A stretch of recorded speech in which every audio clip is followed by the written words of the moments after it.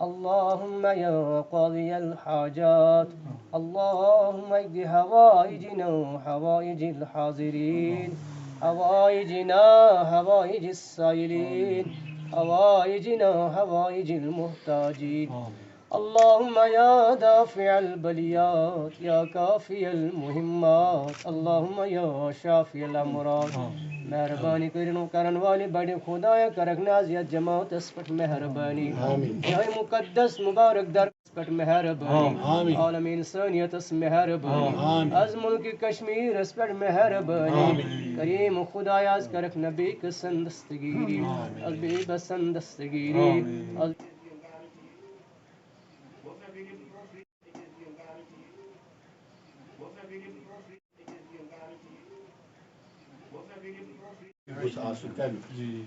कुछ ठीक यम तेलन मज नाव ये डीसीएन आसान रपे 5 लक्ष डाल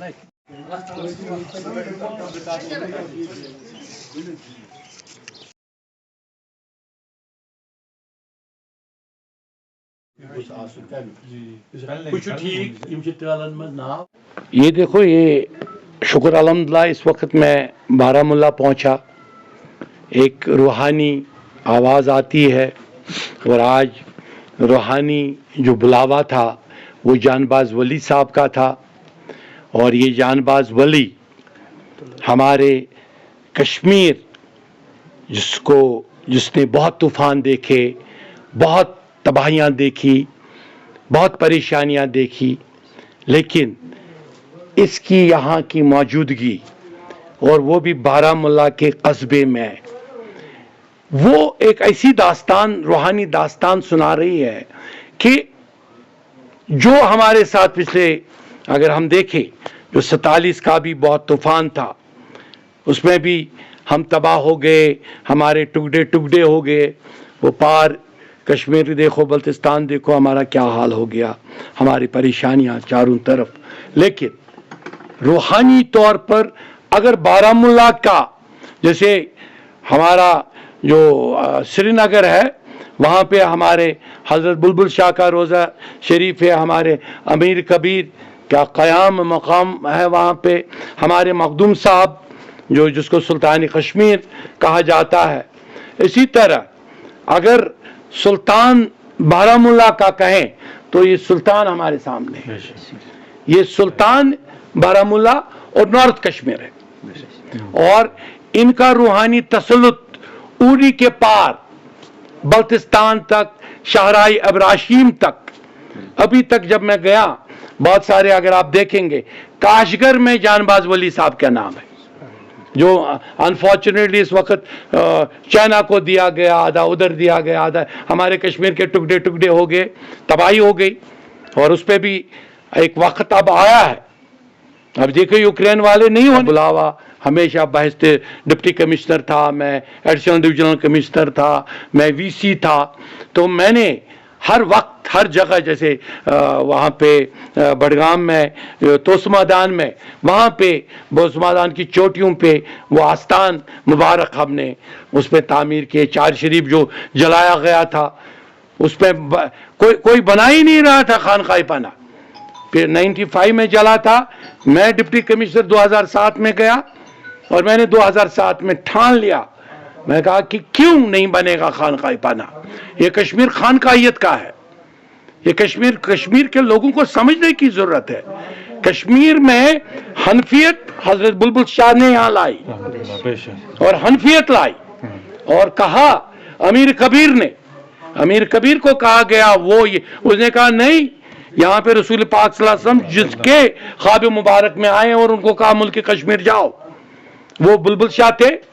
और मुझे भी उनका यही पैगाम आया है, जो सिलसिला बुलबुल शाह ने यहाँ शुरू किया वही रखो कायम, और वो इमाम आजम अबू हनीफा का फिक्का। और यहाँ पे जानबाज वली की जब हम बात करते हैं, मैं यहाँ पे मुजाविर है, यहाँ पे हम जानबाज वली ने फिक्का है हनफियत को, क्योंकि तसव्वुफ हनफियत से निकला है, ओके, बाकी चीजें, लेकिन रूहानी मरकज यहाँ जानबाज वली है। मैं जानबाज वली जो वली थे और वलियों का दर्जा कुरान शरीफ में जिक्र है, वलियों के दर्जात कुरान शरीफ में बिल्कुल वाज़िह है कि वो दर्जात है और वह हयात है, और हयात है और हमें सुन रहे हैं। और जो भी हम कभी पैगाम देते, कभी इसके जरिए पैगाम आता, कभी मौलाना साहब, अभी हमें कितने एक यंग नौजवान, मेरे ख्याल में 24-25 साल का एक नौजवान ये होगा, किस ताकत, रूहानी ताकत के साथ हमें जानबाज वली के सामने पेश कर रहा था। इसमें आज शुक्र अल्हम्दुलिल्लाह इस तमाम नौजवानों में, सारे कश्मीर के चप्पे चप्पे में एक चेंज मैं देख रहा हूं। मैं चेंज देख रहा हूं कि अब वो लोग कह रहे थे कि हमें क्यों डीजल के रास्तों से इधर उधर लिया गया, हमारे पास तो रूहानियत के रास्ते थे, हम रूहानियत के रास्तों को क्यों नहीं पकड़ेंगे। और इस रूहानियत ने ही हमें कश्मीर को मजबूत किया। हमारे कश्मीर की आवाज जो है वो यहां से उभरती है। और जब मैं कुछ बोल रहा हूं आपके सामने, मीडिया के सामने, आप मेरे सामने हो, ये आवाज सारे कश्मीर में भी जाती है। सारे मुझे बहुत दफा कहा गया, बहुत सारे आपने सुना होगा, मेरे इंटरव्यू बहुत सारे आए, लेकिन मेरा इंटरव्यू का हर एक का महवर यह था कि जनाब, जिन लोगों ने पिछले 70 साल से सिर्फ अपने चंद वोटों के मफाद के लिए इनका तशख्खुस खत्म किया, इनके आस्थानों को वो इंपॉर्टेंस नहीं दी, वो जिम्मेदार है यहां लोगों के इज़्तिराब के। यहां पे मुझे बताएं, ये वही है जो आज से मैं 20 साल पहले आया था, आप शहादत बताएं।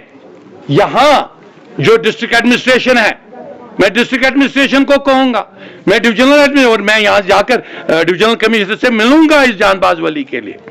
जानबाज वली को क्यों नहीं वो एक्सपेंशन, इसकी जमीन कहां गई, इसके पीछे वाली जमीन कहां गई, इसके उधर वाली जमीन कहां गई, इसकी उधर वाली जमीन कहां गई। जहां बुजुर्गों से पूछो, यहां 1 लाख लोग जमा होते थे और अभी वो देग यहां मौजूद है। जिस देग में जो जितना भी डालते थे, कभी कोई खाली हाथ वापस नहीं जाता था। बिल्कुल, मैं सही बोल रहा हूं? बताएं, इन्होंने एक ऐसा निजाम यहां पे क्रिएट किया जिसको मैं कहता हूं रूसी निजाम, कम्युनिस्ट निजाम। इस कम्युनिज्म ने कभी तरजीह नहीं दी मेरे इन आस्थानों को। रूस में भी मेरे आस्थान जला दिए, समरकंद में जला दिए, काशगर में जला दिए, तहनास कर दिया हमारे इन बुजुर्गों के आस्थानों को। लेकिन ये बुजुर्ग इतने ताकतवर है, इनकी रूहानियत में इतनी पावर है, ये हर इंसान को हर वक्त अपने कश्मीर को इस वक्त जगा रहे हैं। इस वक्त ये हर कश्मीरी को बोल रहे हैं, कश्मीरियों जाग जाओ। आपकी तबाही सिर्फ इसलिए है क्योंकि आपने रूहानियत को कोई इंपॉर्टेंस नहीं दी। आप रूहानियत से बिखर गए और रूहानियत से दूर हो गए, और आपने पता नहीं कहां से वो लाए, रूस से लाए, किधर से लाए, डीजल से पेंट किए, क्या किए। वैसे वो डॉक्ट्राइन कुछ ऐसे लोग देने लगे, 5वीं फेल मौलवी जब नफरत फैलाए। मुझे बताओ, हमारे रसूल पाक सल्लल्लाहु अलैहि वसल्लम ने लकुम दीनकुम वलिया दीन कहा, और इन अवलियाओं ने वही लकुम दीनकुम वलिया दीन कहा इन्होंने।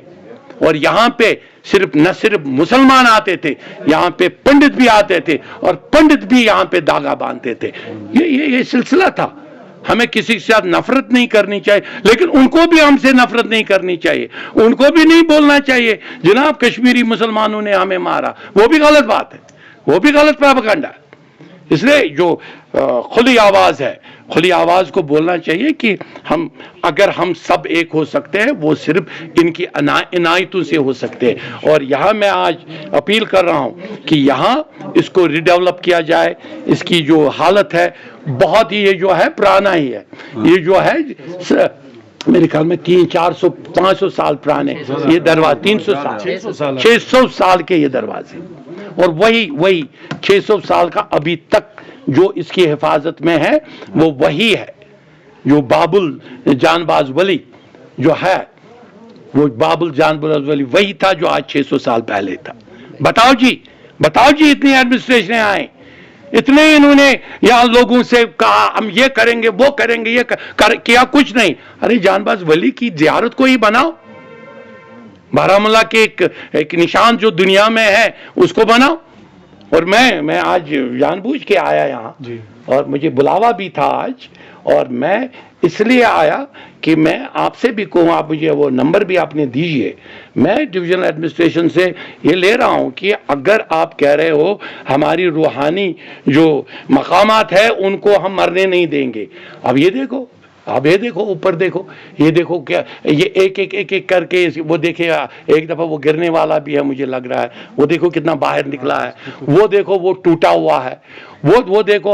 अब जो कुछ करना है वो डिविजनल एडमिनिस्ट्रेशन करे, बिल्कुल करें। और हमें जो जिनको दबाया गया, जिनके फिक्के को पिछले हमने कई दहाइयों से देखा कि हमारे फिक्के को दबाया गया, इसको आप दबने के लिए नहीं है। आज जानबाज वली का दोबारा जानबाज वली का बुलावा है, कहीं नहीं है। हमारे रसूल पाक सल्लल्लाहु अलैहि वसल्लम मज़ार बकिया में खुद जाते थे, और खुद जाते थे। हजरत आयशा का हदीस है, जो भी हदीस है ताबीन ने लिखा है, और ताबीन हजरत अबू हनीफा थे हमारे सुन्नियों में इमाम आजम, और शियाओं में ताबीन थे इमाम जाफर। उनका अपना सिलसिला है, उनके अपने है, लेकिन हमें उन ताबीन के जो हदीस है उस हदीस में दर्ज है कि रसूल पाक सल्लल्लाहु अलैहि वसल्लम खुद जाते थे मज़ार बकिया में, और रात के अंधेरे में भी जब शम्मा और रोशनी इसके हाथ में होती थी, वो खुद नूर थे। रसूल पाक सल्लल्लाहु अलैहि वसल्लम खुद नूर से बने हैं, वो खाकी नहीं थे, वो हयात है। और जो हयात को मानता है वही हमारे इन वलियों को मानता है। तो